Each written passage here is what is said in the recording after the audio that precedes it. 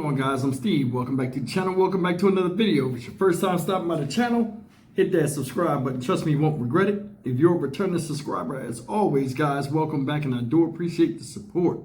Guys, I apologize for the acoustics in here. I have no mic right now.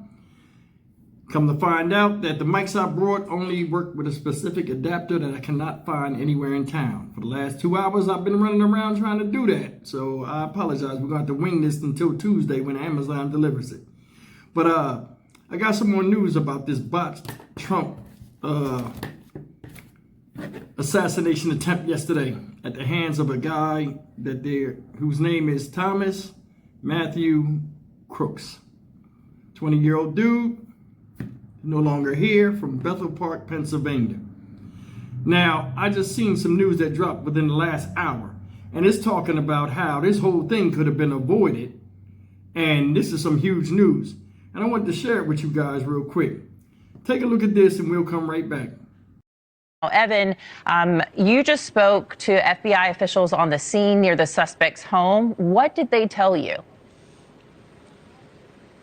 Hey, Anna, we're actually waiting right now, momentarily, any moment, to get an update from senior FBI officials into this investigation. So I don't have any of that to report out at this point yet. But what we are learning, and this is pretty big according to some of the latest reporting coming out on this, several law enforcement officials are telling the AP that a local officer actually encountered the shooting suspect on the top of that building that he's accused of shooting from, climbed up onto the roof. This was after being flagged down by bystanders who saw that suspect climb up there, and that officer apparently went up onto the roof, and the suspect pointed his rifle at the officer, and that officer reportedly retreated, giving the suspect the opportunity to shoot his rifle at former President Trump. So that is one of the big things that we are learning. That's in the latest reporting, according to the Associated Press. We are also learning more, Anna, about the victims in this situation. Now, all three of them have now been named. This, according to the Pennsylvania governor's office. We have been telling you over the past hours about the father of two and husband, the 50-year-old Corey Comparator of Sarver, Pennsylvania. He had already been named, but just in the last few moments, the Pennsylvania governor's office has named those other two victims who are in critical but stable condition. They are 57-year-old David Dutch of New Kensington, Pennsylvania, and 74-year-old James Copenhaver of Moon Township, Pennsylvania. Again, both of them now listed in stable condition, and we understand they are still at the hospital. Anna? Evan, I just want you to highlight one more time that latest bit of information that's being reported by the Associated Press there. What happened on the rooftop? Can you share one more time? Sure. So this is a big piece of information that the Associated Press now reporting, according to several officials who spoke to them on the basis of anonymity. They are saying that it has been learned in this investigation that a local police officer had been flagged down by those rally goers who noticed that the suspect, Thomas Crooks, had climbed up onto a nearby roof. They had flagged down this local officer. The officer climbed up onto the roof and reportedly went up there to confront the suspected shooter.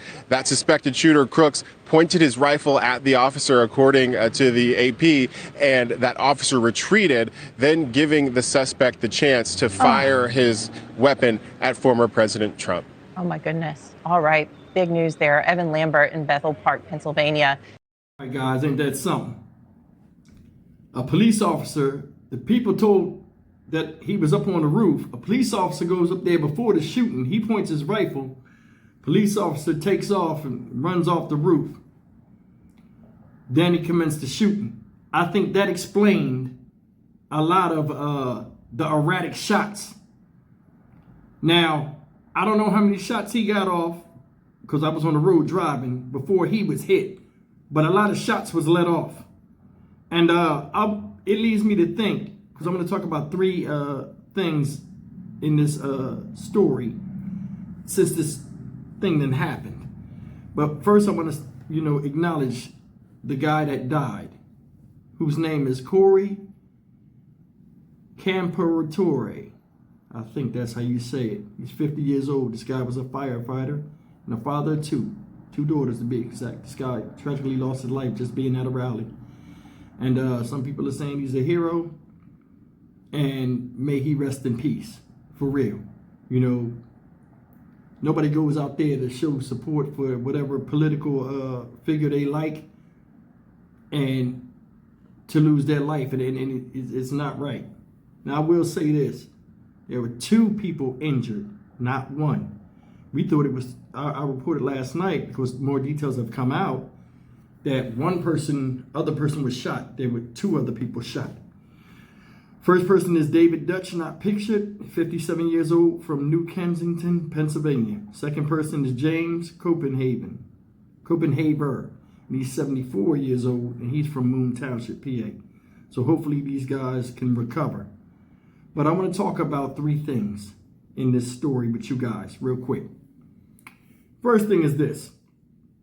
It's amazing how people, whether they're young or old, and like they deal with politics, like they really into politics and whatever, they can fly off the handle and blame their problems on somebody else when there are many avenues for self-improvement. This guy right here, Thomas Matthew Crooks, I said he was a dumbass. Still believe that 20 years old when you decided to end your life and didn't know anything about what life was about or really enjoying the little things in life worth cherishing.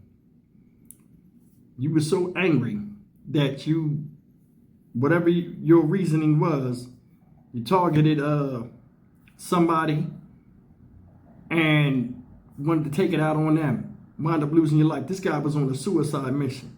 Now, I've seen articles, because I was watching him as I was traveling up the road, that he was bullied and stuff like this. And I told you, there's a certain type of person. They always have a certain type of look, you know, to them when they do this type of stuff, want to eradicate somebody of a certain type of status, whether they president, a celebrity, whatever. Now, it's crazy how your problem becomes everybody else's problem. And it's just wild how so many young people nowadays cannot solve conflict. It's like part of their brain can't even comprehend that. Everything has to go to, oh, you piss me off, I'm going to kill you. I don't understand that. That's the first thing. He made his problem somebody else's problem. Second thing I want to talk about is this. When he shot those shots erratically, I think most likely, well, you know, it was after he came in contact with the police officer. I think that hastily, you know, made him shoot like that, thus injuring other people in the crowd, because he was shooting an AR-style weapon or AR-15 or whatever from a ground level, and he was trying to use it as a sniping rifle.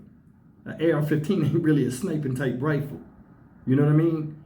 But the rifle belonged to his father, so evidently he must have snatched the rifle, took it up there, and did that craziness. Because he just had a bunch of battles within themselves and gunfire in his head where he went up there and did that. Now, so, you know, a lot of people are saying, oh, the cop, you know, you'll hear people say it, oh, the cop, he was a coward, he was this. I don't know what his mode of communication was on his mic, or if he had to climb all the way down before he could say something when the guy pointed a weapon at him. You don't know what he's going through. Some people might say the man the coward. I don't know. But I will say this. If he hadn't came up there and I guess made haste for this gunman to do what he did, he might have took his time, and that bullet that hit Trump's ear might have hit the mark fully. Just saying. Another thing is, last but not least, I want to talk about this real quick with you guys. A lot of people don't really talk about stuff like this. The impact this has on his family and how they'll be treated in that community. They said this community is for Trump 2-1 last time they voted or whatever. A lot of times these small towns, man, they be really into politics. You don't know, this guy, and that's why I say he was an asshole, he did not think about the impact of not only him losing his life in a stupid way without his parents knowing, but the whole tidal wave of controversy and negative sentiment that comes behind that for his parents. He did something stupid, disgracing the name of his parents and leaving them here to bear the brunt of his stupid actions because he knew he wasn't going to be here no more. That's the ultimate type of cowardice to me. You caused a whole bunch of shit that your parents got to clean up and didn't even know, you did that type of stuff. You seen the videos today, they were running up in the house all day. You think these people want to sit there and know that people are rummaging through their stuff and they ain't got nothing to do with the whole situation? How you think his father feel? Damn, I shouldn't have brought that gun. Or damn, maybe if I knew he was like this, I could have talked to him more. A lot of things go through your head when your child does a huge failure. And you look back and say, well, damn, maybe I could have did more. Now, they said he was bullied in school, like we talked about before. And, a lot of times people they feel as though, people can tease you and say things to you if your skin's not thick enough to where it could drive you to feeling though you're insignificant and you want to be seen, you want to be heard, you want to make a statement because you're not what people call you or people say about you. Stuff like that don't go away. He's just 20 years old, 2 years out of high school. But I mean, there's no excuse for the stupid shit he did. And I don't think the bullying stuff, had anything to do with him trying to kill Trump. Because I'm thinking, honestly, and it's just I think he was going to hit Trump first.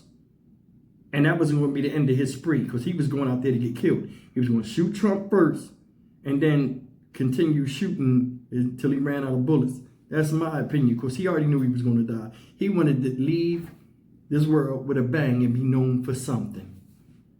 That's just my opinion. I'm Stock Market Steve for the Dynamic Reason channel. As always, like, comment, share, and subscribe.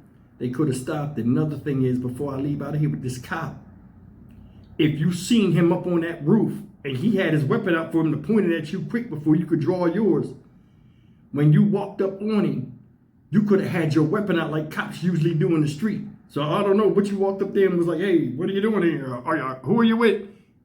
Something ain't right with that. Just my opinion. See you in the next video. Take care. And I'm sorry about the mic issues.